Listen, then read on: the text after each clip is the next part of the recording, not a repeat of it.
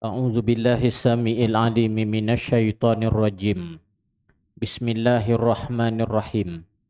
Innal hamdalillahi nahmaduhu wa nasta'inuhu wa nastahdihi wa nastaghfiruh. Asyhadu an la ilaha illallah wa asyhadu anna Muhammadan abduhu wa rasuluh. Allahumma salli wa sallim wa barik ala habibina wa syafi'ina wa qudwatina wa imamina sayyidina Muhammad wa ala alihi wa ashabihi ajmain amma ba'. Yang dihormati Al-Fadil Pengerusi Surau Haji Maksum, yang berusaha, yang berbahagia Datuk Rosli, Datuk Penghulu Jamil, Datuk Ketua Kampung, tuan-tuan guru, para alim ulama, tuan-tuan imam, pegawai-pegawai surau, ahli jawatan kuasa surau, muslimin, hadirin, mudah-mudahan dirahmati Allah Subhanahu wa taala. Dalam ruang masa yang diizin oleh Allah Taala ini, marilah kita sama-sama memerhati sedikit apa yang selalu kita diperingatkan ketika mana khatib membacakan khutbah. Dan khatib memperingatkan serta mengulangi peringatan Allah dalam Al-Quran dengan meminta kepada kita semua supaya sentiasa melakukan 3 perkara dan menjauhi daripada 3 perkara yang lain. Tuan-tuan boleh ingat tak? Ayat yang tiap kali Jumaat yang khatib akan tutup khutbah Jumaat dengan ayat tersebut. Apabila Umar bin Abdul Aziz dia naik menjadi khalifah dan dia telah mengarahkan supaya khatib Jumaat mengakhirkan khutbah Jumaat dengan membacakan ayat Allah dalam suratul Nahl ayat yang ke-90. Kalau dia perasan khutbah tiap-tiap minggu, mesti dia akan ingat ayat ini. Tapi kalau khutbah cuma tidur, dia tak perasan. Akhir khutbah, khatib akan membacakan ayat Allah. Apa dia? Antaranya seruan kepada hamba-hamba Allah. Ibadallah, maknanya wahai hamba-hamba Allah. Seruan tu kepada siapa? Kepada kita. Kitalah hamba Allah. Kemudian dibacakan ayat innallaha ya'muru bil adli wal ihsan wa ita'i dzil qurba wa yanha 'anil fahsya'i wal munkari wal baghi ya'izukum la'allakum tadhakkarun. Orang Meru perasan tak? Tak perasan ya? Ada orang dia cuma perasan bila dibaca ayat ni, maknanya khutbah dah nak habis. Waktu khutbah mungkin tertidur, lena ialah penat gamaknya. Malam tadi kerja, pagi tadi pun kerja. Jadi time khutbah ni, inilah waktu dia terlena.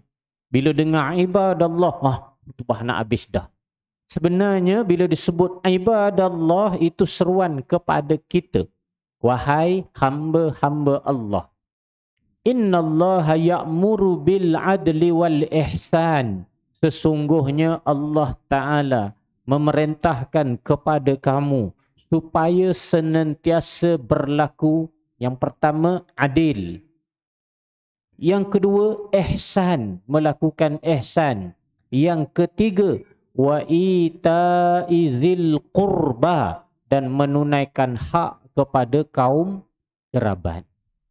Apa larangan Allah? Wa yanha, dan Allah Ta'ala melarang daripada apa? Anil fahsya wal munkar wal bagh. 3 perkara yang sentiasa diingatkan kepada kita akan larangan Allah, jangan kita lakukan. Apa dia? Fahsya, perkara yang keji. Kemudian munkar, iaitulah perkara yang munkar. Wal bagh, dan juga perkara yang menjadi permusuhan dan juga melampaui batas Allah bila mana berlakunya pertelagahan dan perselisihan. Dilarang oleh Allah Ta'ala. Jadi hadirin sekalian, selain kita diperingatkan dengan taqwa, mula dan sebahagian daripada rukun khutbah, disebut berkaitan dengan taqwa. Taqwa ini adalah untuk menghampirkan diri kepada Allah Subhanahu wa taala, mendekatkan diri kita kepada Allah. Semua yang diperintah oleh Allah, imtithalu awamirillah, laksanakan mana-mana perintah Allah, kita buat. Wajtinabu nawahihi, dan meninggalkan segala tegahan-tegahan dan juga larangan Allah. Barulah dapat taqwa yang sebenar. Barulah kita beroleh ketakwaan sebagaimana yang dikehendaki dan dituntut oleh agama kita. Dan saya nak memetik sebahagian daripada apa yang disebut oleh almarhum Tok Guru ketika mana dia menyampaikan khutbah, ketika mana dia menyampaikan kuliah dan ceramah pengajiannya. Dia sebut segala benda yang kita buat ini mesti hala tujunya untuk dapat redha Allah. Apa pun perbuatan kita ni mesti kita buat untuk Allah Ta'ala redha. Bertujuan nak Allah Ta'ala redha kepada kita. Nak membolehkan Allah redha ni, maka sesuatu itu mestilah kita tapis. Setiap apa yang kita lakukan tu kena tapis. Makanan yang kita makan kena tapis. Bukannya sekadar tapis daripada sekam sahaja, malahan tapis daripada sebarang unsur halal dan juga haram. Kita nak makan nasi, nak boleh jadi beras tu asalnya daripada padi. Tahu padi? Tahu bang? Abang Bangladesh ya? Bangladesh. Tahu padi? Tak tahu. Pedi. Tak tahu. Makan nasi. Makan nasi tahu. Nasi daripada beras. Beras dari pokok padi. Daripada asalnya pokok padi, nak boleh jadi ke beras ni, padi itu dulu orang kita tumbuk pakai alu dan juga lesung yang besar. Saya lahir di Sungai Besar, Sabak Bernam, kawasan padi. Membesar dengan suasana pesawah padi. Dulu nak boleh, nak dapat beras tu, masukkan padi dalam lesung yang besar tu, kemudian diketuk dengan alu. Kemudian padi yang dah diketuk dengan alu ni letak dalam tampi dan kemudiannya ditampilah. Sambil tu ditiupkan dengan angin supaya kulit padi akan terpisah daripada beras dan kita boleh ambil beras yang tidak bercampur dengan kulit padi supaya kita boleh makan nasi dalam keadaan yang senang. Cuba kalau nasi kita penuh dengan kulit padi apa, tak selera makan, tak sedap kan. Tengok lauk kambing tapi nasi lagu tu, tak selera. Jadi kita tapis daripada sekam supaya kita boleh dapat makan nasi yang elok dan juga yang bersih. Jadi Tok Guru sebut, almarhum Tuan Guru sebut bahawa yang kita makan ni bukan sekadar kita tapis daripada sekam, daripada kulit padi itu, malahan kita kena tapis daripada sumber yang halal ataupun yang haram. Makanan yang nak masuk ke dalam mulut ni, walaupun teh secawan, walaupun secawan air teh ataupun seteguk air, adakah dapat daripada sumber yang halal ataupun haram? Kalau datang daripada sumber yang halal, alhamdulillah. Tapi kalaulah ianya daripada sumber yang haram, wal-iyazubillah, apapun yang kita makan, sate ke apa ke, kalau mari daripada sumber yang haram, maka semuanya kosong dan tidak ada nilai di sisi Allah Subhanahu wa taala. Justru tuan-tuan, kita dalam kehidupan ni kena sentiasa tapis, dan amalan yang kita lakukan juga mestilah kita lakukan dengan berhati-hati supaya kita tidak terkeluar daripada landasan takwa kepada Allah Ta'ala. Sebab itulah yang akan membela kita. Kita mati esok-esok, kita dah tak bawa dah duit hak banyak kita ada ni, tak bawa dah. Yang akan kita bawa adalah amalan yang kita buat. Duit ni atas dunia je laku, tuan-tuan. Itu pun walaupun laku atas dunia, tapi duit zaman dulu dah tak laku dah zaman sekarang. Usah kata duit zaman dulu. Duit sekarang pun, lain negara pun tak laku dah. Ha. Duit yang kita ada, duit merah RM10, duit RM50 tu, duit tu laku, ada nilai. Sebab apa? Sebab diperlakukan dan juga diletak cagar nilainya oleh bank. Ha. Kan? Nilai duit tu jadi laku sebab apa? Sebab disandarkan pada bank.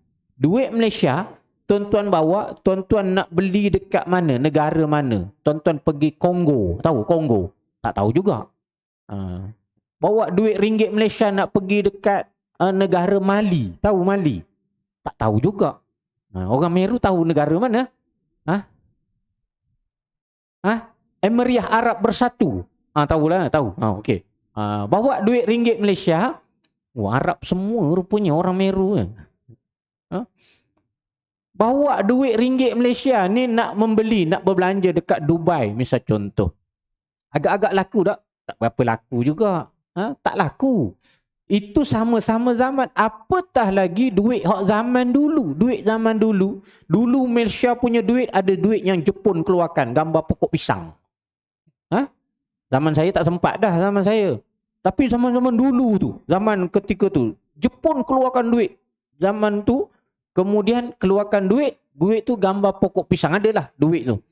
Tak laku dah. Itu dunia sama dunia. Apatah lagi dunia dengan akhirat. Yang lakunya dekat akhirat esok dia bukan duit. Tapi dekat akhirat esok yang laku hanyalah pahala. Modal untuk kita di hari akhirat esok adalah pahala. Atas dunia ni modal kita duit, kata Tok Guru. Kita nak makan kena ada duit. Nak beli minyak kereta kena ada duit. Nak beli motor kena ada duit. Apa lagi? Nak beli rumah, nak buat rumah kena ada duit. Ni kapet, surau kapet ni nak boleh ke kapet baru ni, duit ni. Bukan saja-saja ni.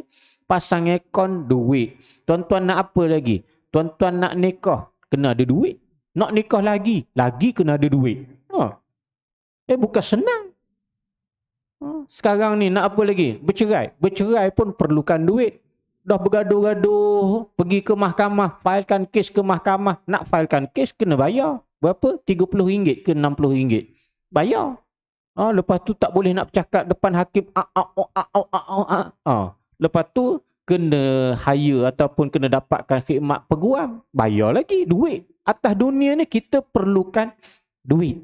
Sebab itu modal kita.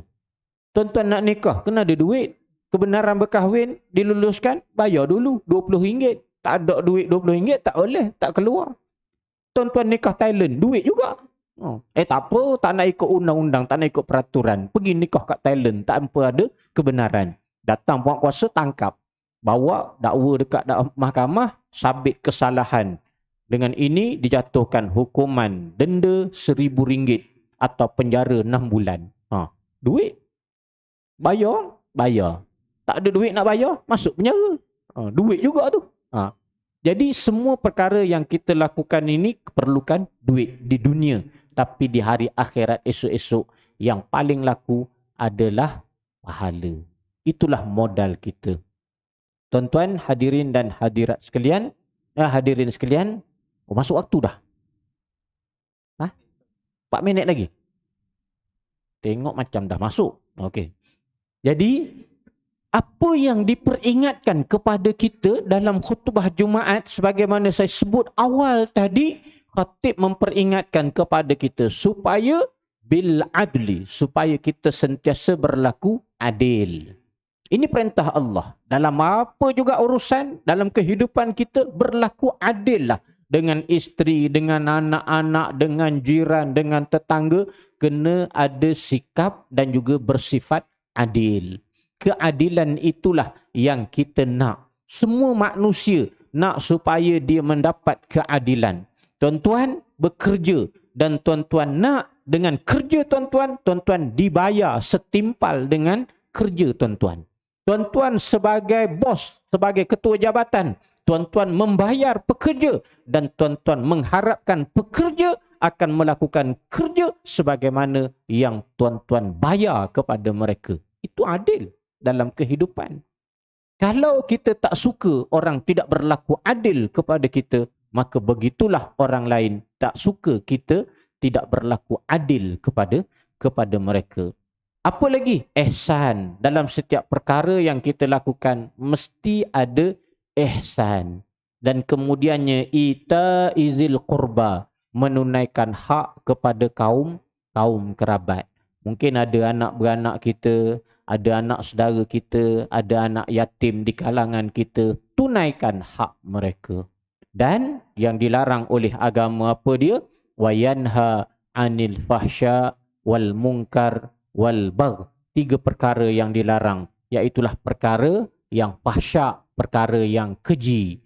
Begitu juga perkara yang mungkar, perkara yang mendatangkan kemungkaran ataupun kemurkaan Allah Subhanahu wa taala, wal bagh, dan juga berlebih-lebihan melampaui batas had dan melampaui had-had sempadan yang telah ditetapkan. Ya'izukum la'allakum tadhakkarun. Itulah dia peringatan yang diperingatkan kepada kamu semua. Mudah-mudahan kamu menjadi orang yang sentiasa mengingati akan peringatan tersebut.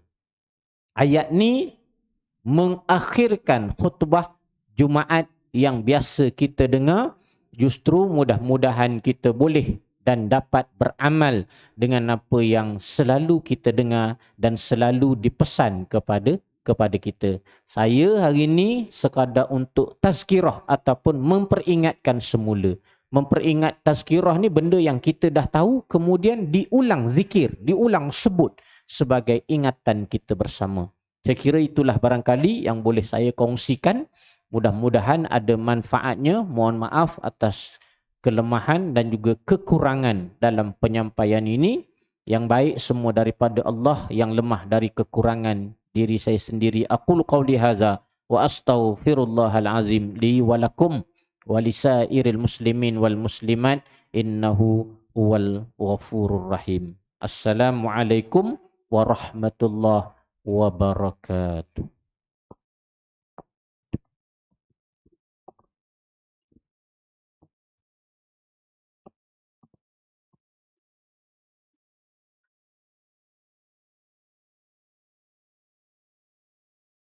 Waalaikumsalam warahmatullahi wabarakatuh. Syukur Alhamdulillah, syukurillah. Walaupun singkat, penyampaian tazkirah amat padat. Betul apa yang Ustaz kata tu. Ya, selalu dengar tiap-tiap minggu tapi tak faham maknanya. Alhamdulillah hari ni termasuk saya lah ni. Yang bukan macam orang lain, saya. Jadi Alhamdulillah kebaikan untuk semualah. Alhamdulillah. Dan saya perkenalkan, beliau ialah Ustaz Hafizuddin bin Kadir. Beliau pegawai pengurusan masjid dan surau pejabat daerah Kelang. Jadi Alhamdulillah Ustaz dijemput dan dapat menghadirkan diri untuk sama-sama solat Jumaat di Surau Haji Maksum. Jadi sedikit makluman berkenaan program kursus penyembelihan. Saya telah dimaklumkan sehingga pagi tadi dah seramai 140 peserta. Jadi sasarannya ialah 150, hanya tinggal beberapa sahaja kekosongan. Jadi insya-Allah kursus penyembelihan adalah secara percuma, kerjasama daripada Pejabat Agama Islam Kelang dengan Surau Haji Maksum, insya-Allah akan diadakan pada 25 hari bulan Jun, bermula 8 pagi sehingga 1 petang. Jadi insya-Allah sarapan pagi disediakan dan jamuan makan tengah hari pun disediakan. Dan kita akan makan secara buffet, bukannya bungkus. Untuk itulah jalinan ukhuwah sesama insan. Jadi dan yang untuk teori akan disediakan ayam sebanyak 30 ekor dan juga kambing 2 ekor. Alhamdulillah. Jadi semoga, yang pentingnya bukan kambing tu ya, yang pentingnya ilmu yang disampaikan bab penyembelihan tu. Anda nak ibadah korban ni.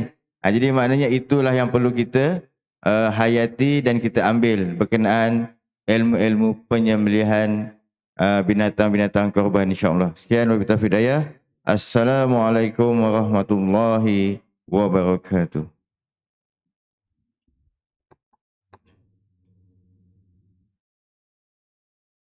الله أكبر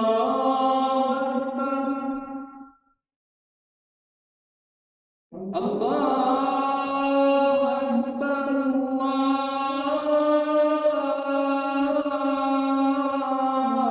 الله أكبر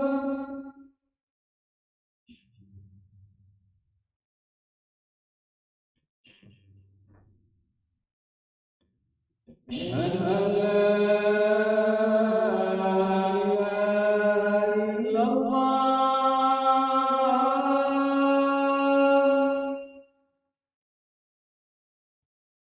أشهد أن لا إله إلا الله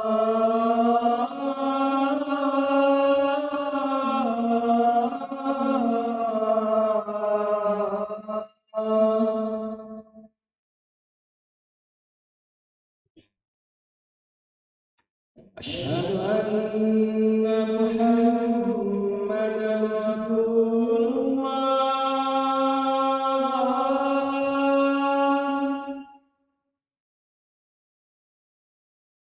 أشهد أن محمدا رسول الله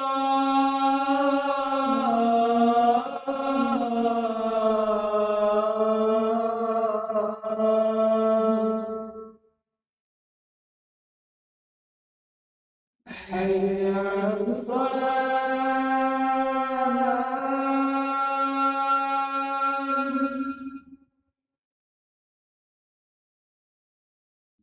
حي على الصلاة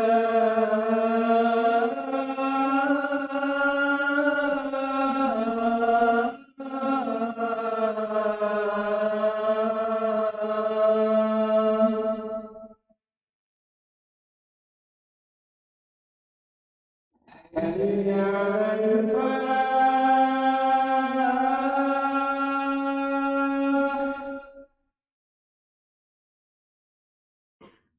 حي على الفلاح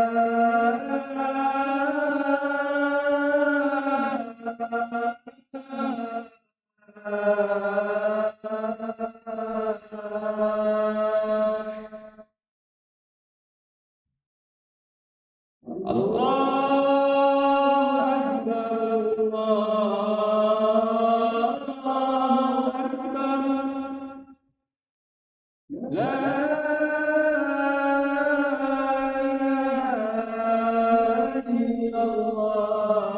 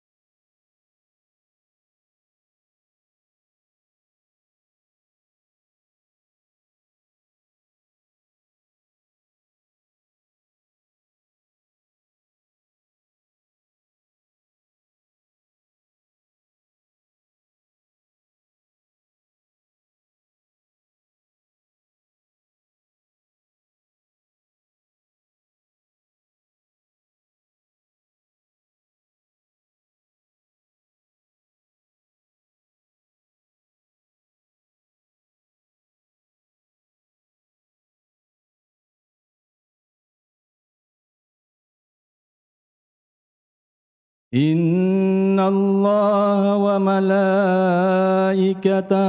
يصلون على النبي يا أيها الذين آمنوا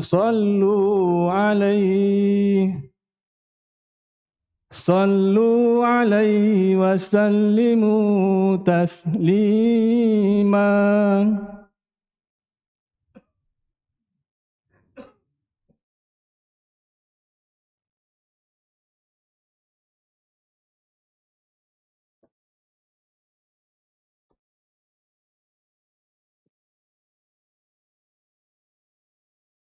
Warahmatullahi wabarakatuh.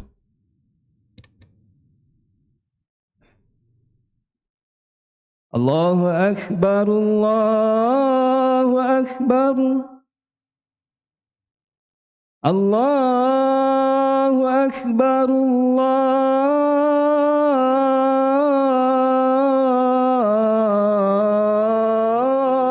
Akbar. أشهد أن لا إله إلا الله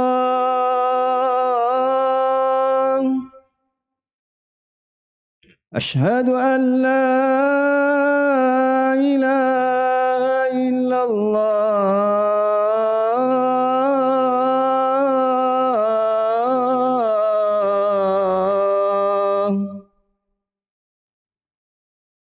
أشهد أن محمدا رسول الله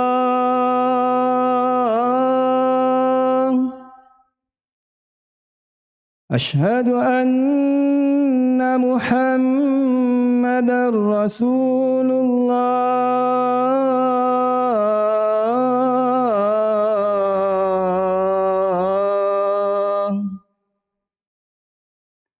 حي على الصلاة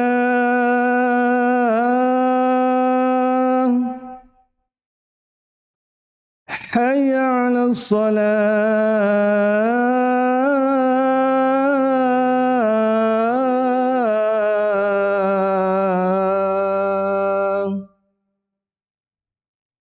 حي على الفلاح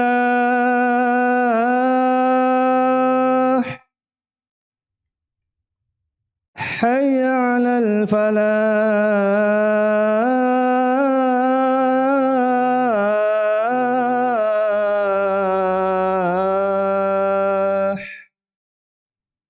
الله أكبر الله أكبر لا إله إلا الله.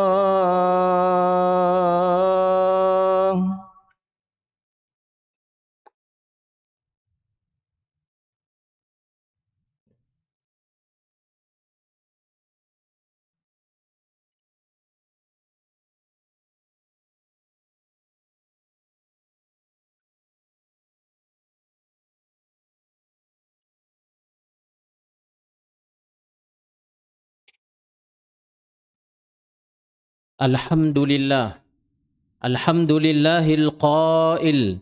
Zalika wa man yu'azzim sya'airallah fa innaha min taqwal qulub.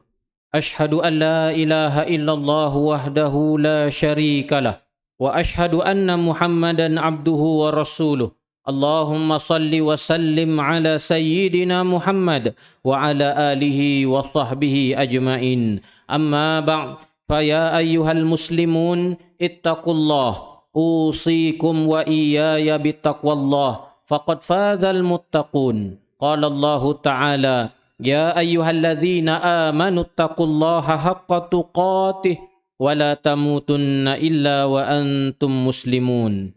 Muslimin yang dirahmati Allah, marilah kita tingkatkan ketakwaan kepada Allah, yaitu melaksanakan segala perintahnya dan menjauhi segala larangannya supaya kita beroleh keberkatan hidup dan berjaya di dunia dan akhirat.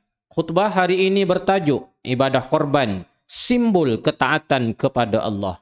Hadirin sekalian, ibadah korban yang disebut sebagai udhiyah ialah penyembelihan haiwan ternakan adalah untuk mendampingkan diri kepada Allah. Ia dilakukan bermula pada 10 Zulhijjah hingga sebelum terbenam matahari pada 13 Zulhijjah.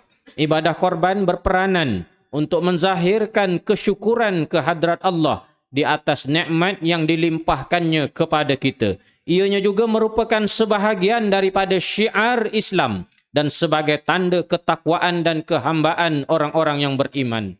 Allah Ta'ala berfirman dalam suratul Hajj ayat 32 yang dibacakan di awal khutbah tadi yang bermaksud, demikianlah ajaran Allah dan sesiapa yang menghormati syiar-syiar agama Allah, maka dialah orang yang bertakwa. Kerana sesungguhnya perbuatan itu satu kesan dari sifat-sifat takwa hati orang mukmin. Keutamaan ibadah korban adalah berdasarkan beberapa hadis.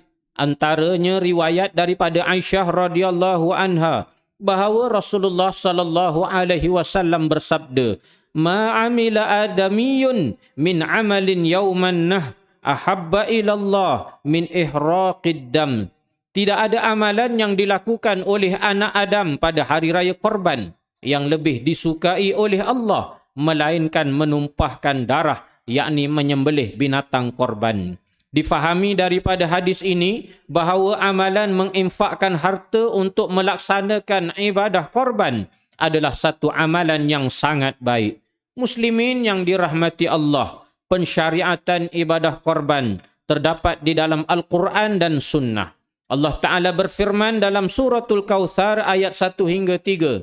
Inna a'tainakal kautsar fasalli li rabbika wanhar. Inna syani'aka huwal abtar. Sesungguhnya kami telah mengurniakan kepadamu, wahai Muhammad, kebaikan yang banyak di dunia dan di akhirat. Oleh itu, kerjakanlah sembahyang kerana Tuhanmu semata-mata dan sembelihlah korban sebagai bersyukur. Sesungguhnya orang yang bencikan engkau, wahai Muhammad, dialah yang terputus dari mendapat sebarang perkara yang diingininya. Menurut sunnah pula, kelebihan berkorban adalah titisan darah korban yang pertama merupakan pengampunan bagi dosa-dosa yang lalu. Imran bin Husain radhiyallahu anhu meriwayatkan bahawa Rasulullah sallallahu alaihi wasallam bersabda kepada Fatimah radhiyallahu anha yang bermaksud, wahai Fatimah, pergilah ke tempat penyembelihan korbanmu dan saksikanlah ia. Sesungguhnya titisan darah ia yang pertama itu merupakan pengampunan bagimu di atas dosa-dosamu yang lalu. Demikian juga bagi setiap helai rambut dan bulu binatang yang dikorbankan itu ada kebajikannya. Darah korban yang tumpah ke bumi akan mengambil tempat yang mulia di sisi Allah. Aisyah radhiyallahu anha meriwayatkan bahawa Rasulullah sallallahu alaihi wasallam bersabda, "Innaha la ya'ti yaumal qiyamah biquruniha wa ash'ariha wa adlafiha wa inna dam la yaqa'u minallahi bimakanin qabla an yaqa'a minal ard fatibu biha nafsan." Sesungguhnya binatang korban itu akan datang pada hari kiamat bersama tanduk, kuku dan bulunya. Dan Allah memberi pahala korban itu sebelum darah binatang korban itu jatuh ke bumi. Oleh itu elokkanlah korbanmu. Ibadah korban hukumnya adalah sunat muakkad. Walau bagaimanapun hukumnya bertukar menjadi wajib. Saya ulang, walau bagaimanapun hukumnya bertukar menjadi wajib jika korban itu diniatkan sebagai nazar. Sebagaimana hadis daripada Aisyah radhiyallahu anha bahawa Rasulullah sallallahu alaihi wasallam bersabda, "Man nazara ay yuti Allah falyuti'hu." Sesungguhnya sesiapa yang bernazar untuk mentaati Allah, maka hendaklah dia mentaatinya. Muslimin yang berbahagia, sebagaimana dimaklumkan, penyembelihan binatang korban ini hanya datang setahun sekali.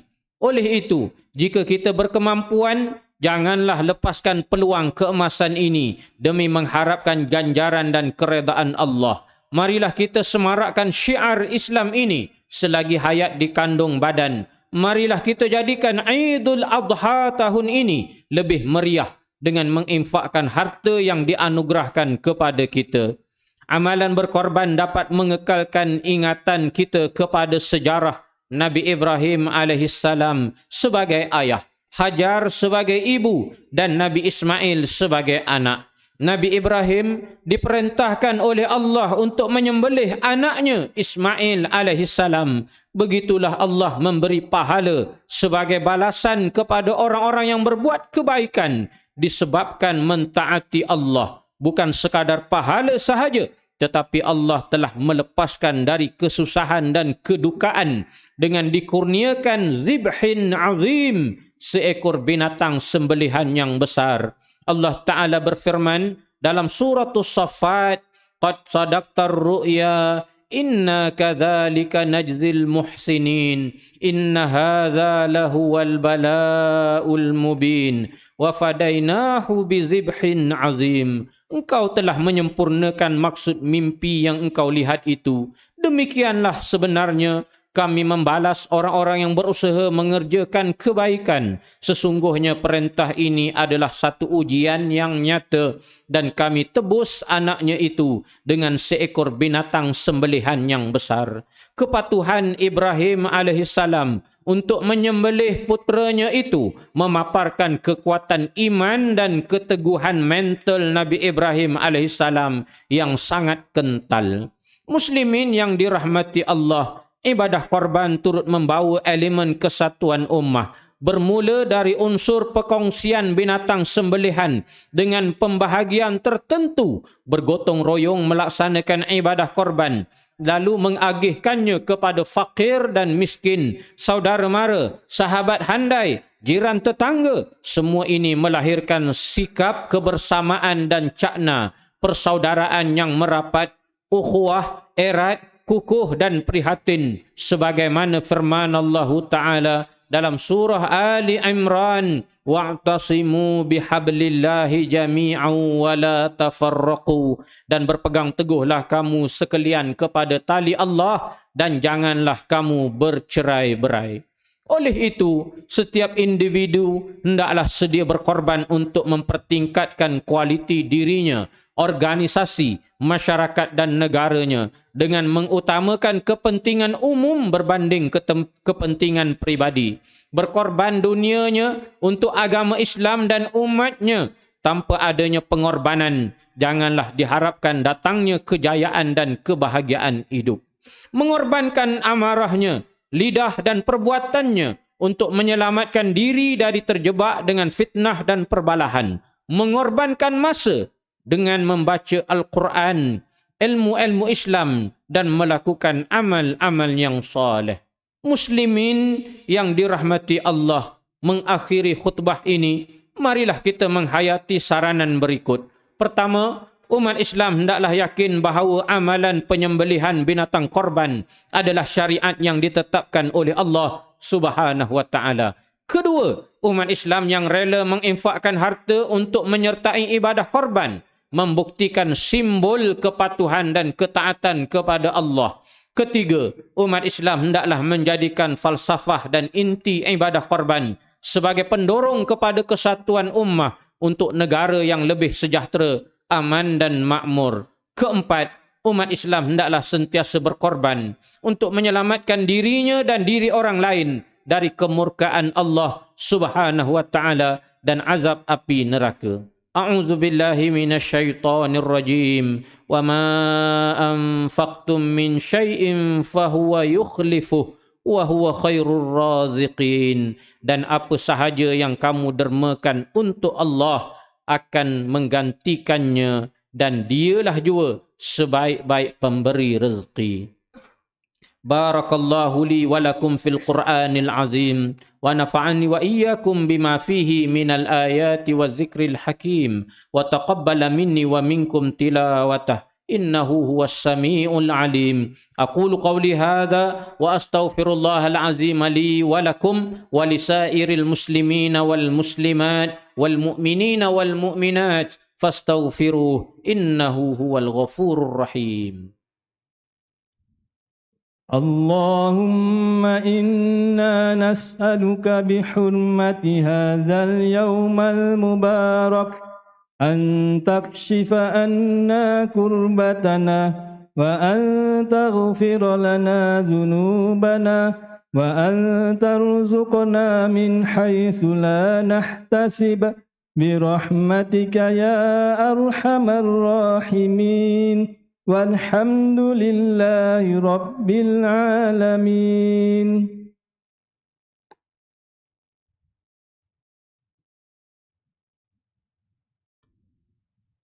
Alhamdulillah. Alhamdulillahilladzi ja'alana minal muslimin wa razaqana minat tayyibat. Ashhadu an la ilaha illallah wahdahu la syarika lah wa ashhadu anna Muhammadan abduhu wa rasuluh. Allahumma salli wa sallim wa barik ala sayyidina Muhammad wa ala alihi wa sahbihi wa man tabi'ahum bi ihsanin ila yaumiddin.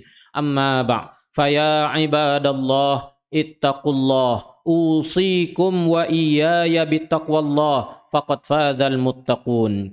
Marilah sama-sama kita bertakwa kepada Allah dengan melakukan ketaatan kepadanya dan menjauhkan diri daripada perbuatan keji dan maksiat.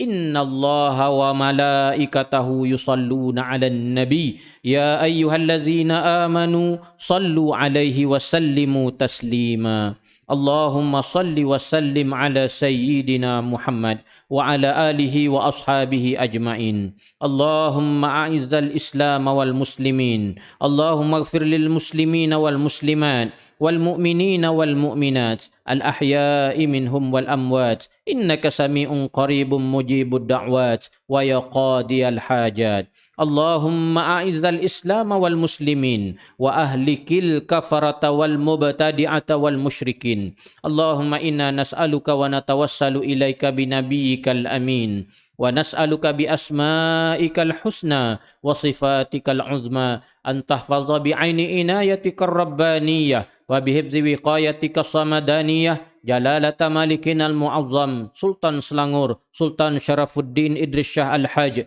Ibnil Marhum Sultan Salahuddin Abdul Aziz Shah Al-Haj.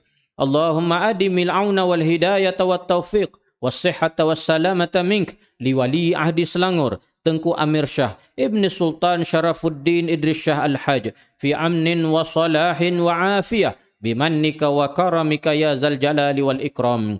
Allahumma atil umrahuma muslihaini lil muwazzafina wal ra'iyati wal bilad wa balligh maqasidahuma li tariqil huda wal rasyad. Ya Allah, kurniakanlah petunjuk kepada kami untuk mendirikan salat fardu 5 waktu secara berjamaah, menunaikan zakat melalui lembaga zakat Selangor, mewakafkan harta melalui Perbadanan Wakaf Selangor dan menginfakkan harta pada tabung infak jariah umat Islam Selangor dan kepada anak-anak yatim melalui Yayasan Islam Darul Ihsan. Jadikanlah kami antara hamba-Mu yang menjaga amanah. Kuatkanlah iman kami agar menjauhi perbuatan khianat serta jauhkan kami termasuk dalam golongan yang mengabaikan tanggungjawab dan jauhi negeri dan negara kami daripada kehancuran disebabkan perbuatan rasuah. Serahkan tanggungjawab memimpin negara kami kepada hamba-Mu yang amanah dan jujur serta tegas lagi berani menegakkan kebenaran dan melaksanakan keadilan berlandaskan syariat. Jadikanlah ya Allah masjid dan surau di negeri Selangor rumah-rumah-Mu yang aman, mempersatukan dan menjadi nadi kekuatan ummah. Allahumma ya dafi'al bala idfa' anna hadzal waba wal bala wal marad والشدائد والمحن بلطفك يا لطيف إنك على كل شيء قدير وبالإجابة جدير. ربنا هب لنا من أزواجنا وذرياتنا قرة أعين واجعلنا للمتقين إماما. ربنا آتنا في الدنيا حسنة وفي الآخرة حسنة وقنا عذاب النار. عباد الله إن الله يأمر بالعدل والإحسان وإيتاء ذي القربى وينهى عن الفحشاء والمنكر والبغي يعظكم لعلكم تذكرون. فاذكروا الله العظيم يذكركم واشكروه على نعمه يزدكم واسألوه من فضله يعطكم ولذكر الله أكبر والله يعلم ما تصنعون.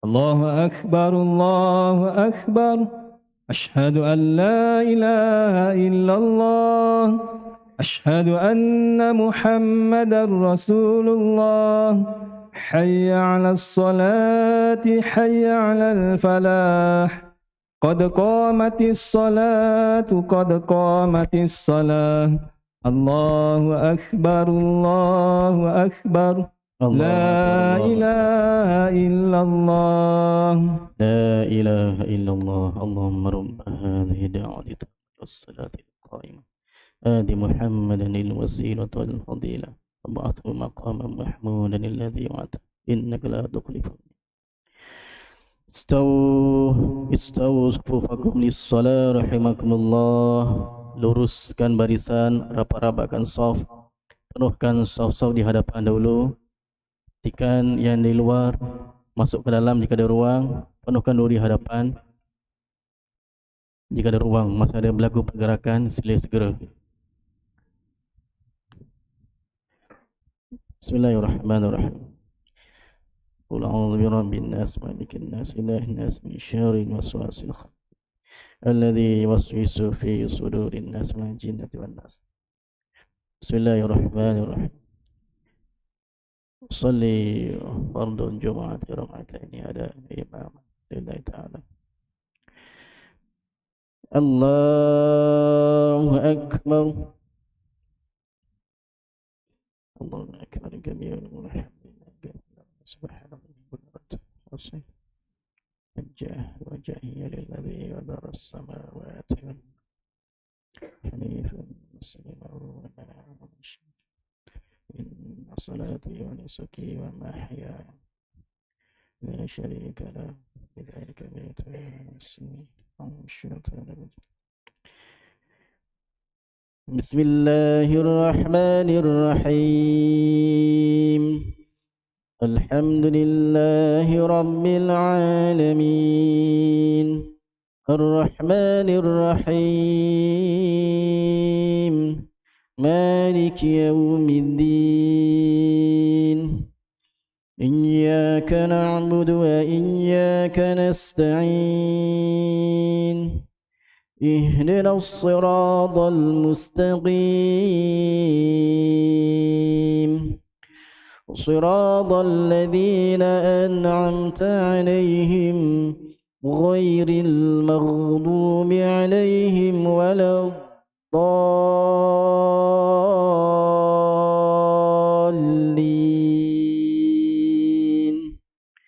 آمين.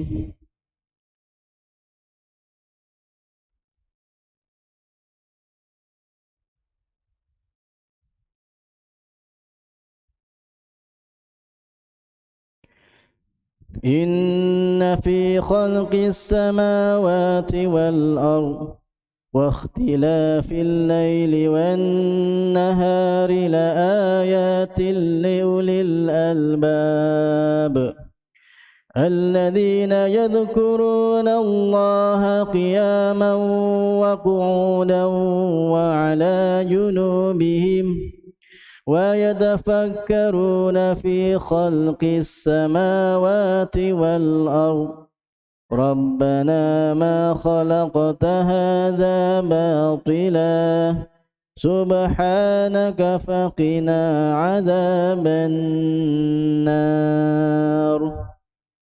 الله أكبر.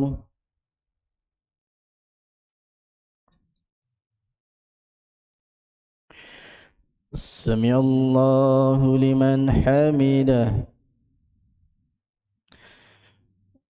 الله أكبر.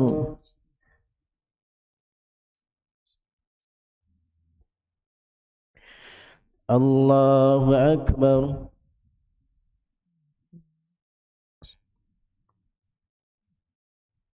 الله أكبر.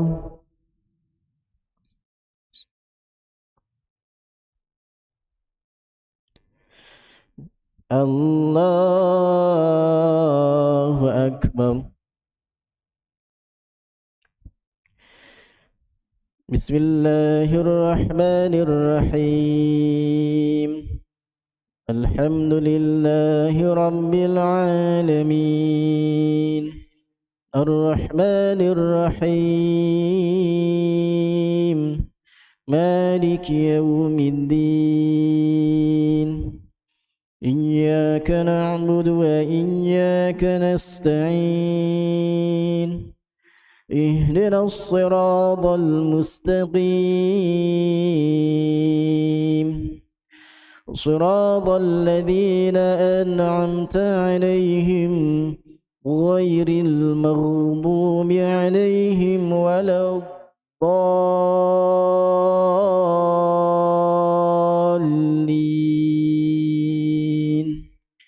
آمين.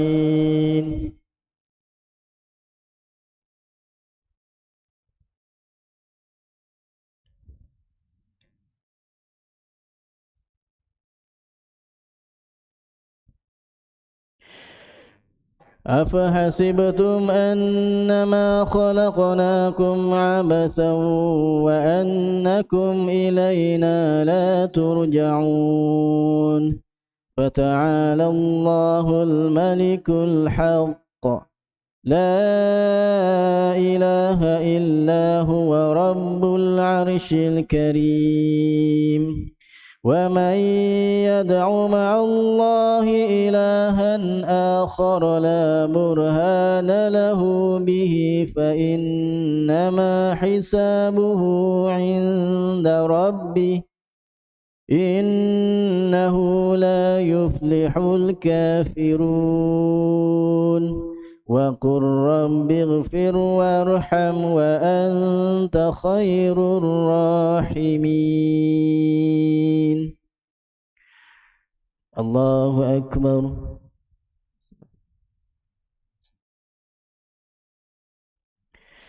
سمع الله لمن حمده. الله أكبر.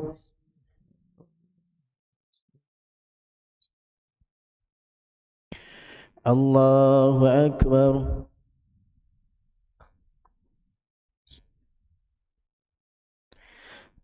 الله أكبر.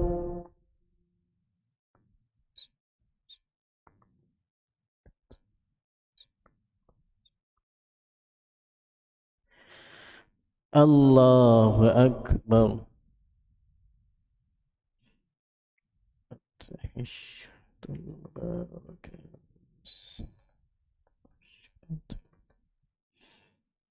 السلام عليك أيها ورحمة الله.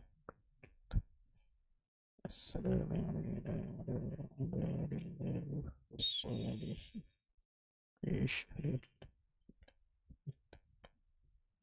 يشهد محمد الله صل على محمد محمد.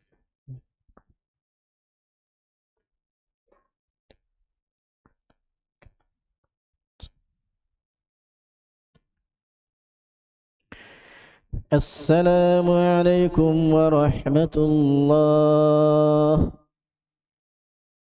السلام عليكم ورحمة الله. أستغفر الله العظيم الذي لا إله إلا هو الحي القيوم وأتوب إليه.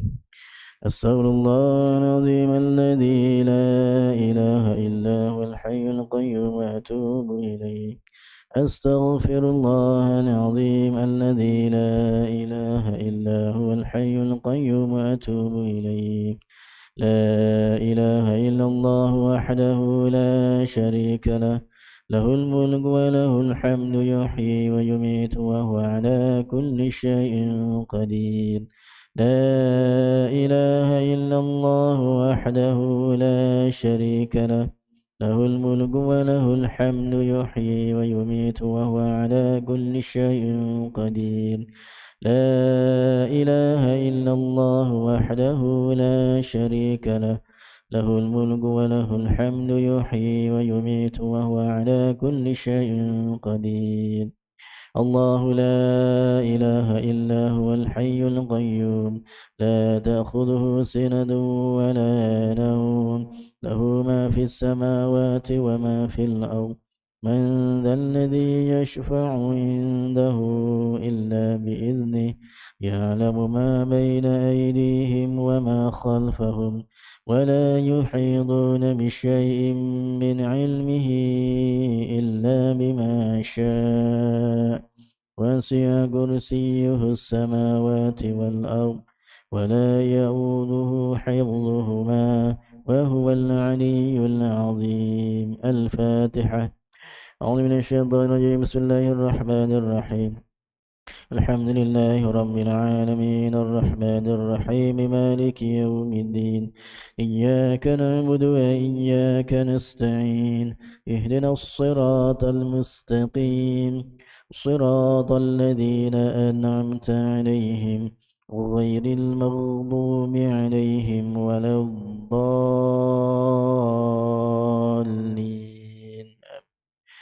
بسم الله الرحمن الرحيم. الحمد لله رب العالمين حمدا حامدين حمدا شاكرين حمدا ذاكرين حمدا صابرين حمدا ناعمين حمدا يوافي نعمه ويكافئ مزيده. يا ربنا لك الحمد كما ينبغي لجلال وجهك الكريم عظيم سلطانك.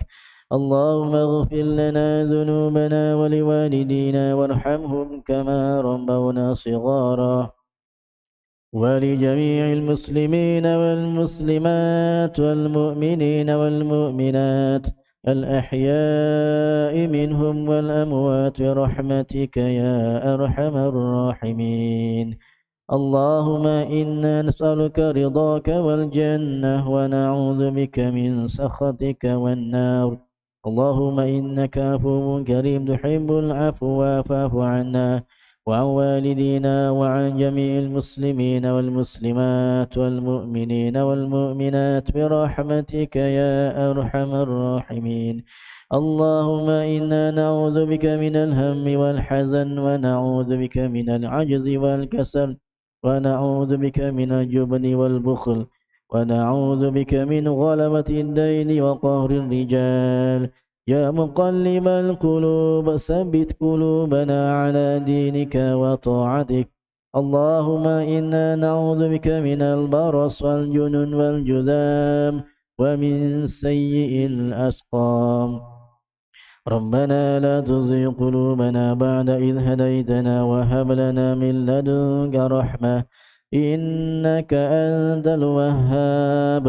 ربنا ظلمنا أنفسنا وإن لم تغفر لنا وترحمنا لنكونن من الخاسرين. ربنا آتنا في الدنيا حسنة وفي الآخرة حسنة وقنا عذاب النار وقنا عذاب النار وقنا عذاب النار. اللهم اختم لنا بحسن الخاتمة ولا تختم علينا يا الله بسوء الخاتمة. وصلى الله على سيدنا محمد وعلى آله وصحبه وسلم. سبحان ربك رب العزة عما يصفون وسلام على المرسلين والحمد لله رب العالمين. تقبل الله منا ومنكم. صلى الله على محمد صلى الله عليه وسلم. صلى الله على محمد صلى الله عليه وسلم.